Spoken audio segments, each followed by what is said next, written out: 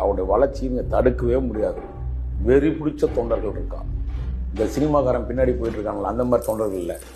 ரத்தத்தால், உணர்வால், இனத்தால், மதத்தால் எல்லா விதமான சூழ்நிலையும் இந்த நேசிக்கக்கூடிய தலைவனை நேசிக்கிறாருன்னா அது சீமானாக தான் இருக்கும் அந்த தொண்டர்கள்.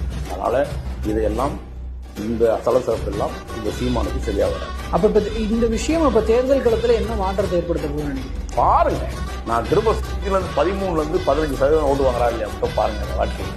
அப்போ அடுத்தது இலக்கு என்பது தமிழ்நாடு 26. இதுதான் நாம் தமிழர்களுடைய நோக்கம், இயக்கம் எல்லாமே. இந்த ரைடு தாக்கத்தை ஏற்படுத்தும் நம்புறீங்களா? கண்டிப்பா. தொண்டரிடம் ஒரு பெரிய உணர்ச்சி வந்து பார்த்தலாம், அவன் நம்ம எழுந்து நின்று திமிரா அப்படின்றான்ல, அந்த நிலைமைக்கு வந்துட்டான்ல.